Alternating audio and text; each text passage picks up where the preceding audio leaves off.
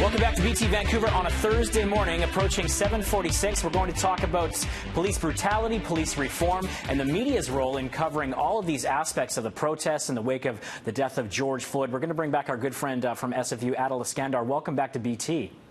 Thanks very much for having me, Thor. First of all, let's talk about the news of the day. Victoria Police have adopted recommendations and measures to address discrimination and racism. Kennedy Stewart, the mayor of Vancouver, will be mentioning this a little bit later on when it comes to police reform in Vancouver. Is this kind of thing long overdue, not only locally, but in North America? Absolutely. I mean, I think in the case of Vancouver and Victoria, this is, the tip of the iceberg. We'd like to see this nationwide.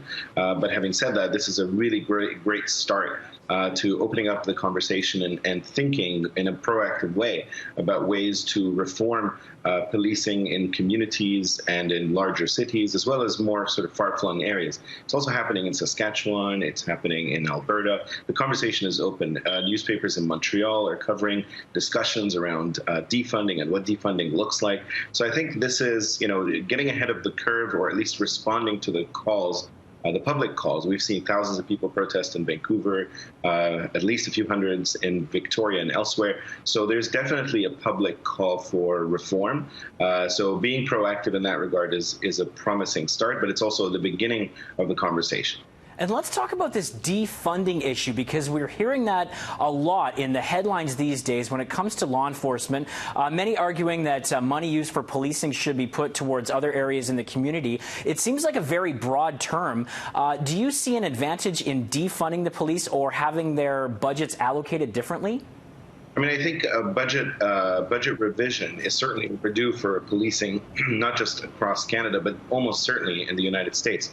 It's important for audiences and listeners to realize that defunding doesn't mean the dissolution of policing, the end of law and order, and sort of the ushering in of anarchy. Instead, it has more to do with reconstituting it in a way that the system operates better, steadily reducing the budgets for policing and instead reinvesting funds towards community and what helps community. And sometimes that includes housing, safe supply, peer support, peer outreach, access to public space, also creating community connections with community that would reduce the potential for criminal action. So there's a lot of transformative justice, and there are examples of this happening elsewhere in the world, including a few smaller cities in the U.S. where it's been productive. So it's the revision and the discussion about defunding should not be a sort of a knee-jerk, oh my goodness, what does it mean? What does it entail? It's actually a very productive discussion and may lead somewhere positive. But when we look at the cost of transparency, it's almost ironic, because there's calls for body cameras for police officers, but then a lot of law enforcement agencies saying that the problem with the body cameras are that they're just too costly, but that would be a way to possibly make police more accountable. So that seems like a tricky situation. It is, and those tricky situations are so frequent now. I mean, at the end of the day, most police officers and those who are engaged in direct contact with the public are less concerned about the actual budgets of the institutions and more concerned about what they can and cannot do and the accountability that they have to face. So as you're seeing in the cameras in front of you, the screen, these actions are becoming so frequent that without body cameras, without documentation, there will simply be no accountability. You can imagine how many George Floyds there might have been out there that we know nothing about, where there was no documentation of any of these violations, which allows police to continue to act with incredible impunity.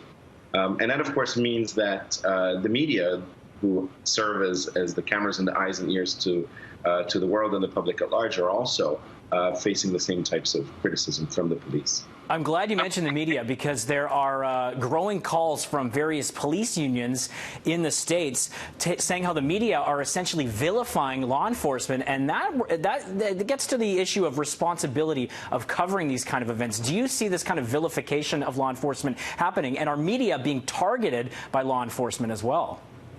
I mean, it's an extremely fine line between accusing the media of vilifying and doing exactly what the media is supposed to do, which is to serve as, serve in the public interest. So when we have the kinds of violation that we witnessed in the last few weeks, it's only appropriate for the media to do what they're doing. And then just to keep our audiences aware, in the case of the United States, U.S. Press Freedom Tracker, which is an organization of a coalition of press freedom groups in the U.S., they've counted at least 300 incidents of police brutality against journalists in the last couple of weeks. That includes 49 arrests, 192 assaults, 160 of those by police officers uniformed, 42 equipment and newsroom damage, assault categories break down to 69 physical attacks, 43 by cops. I mean, the numbers are plentiful. One photographer lost an eye to rubber bullets. I mean,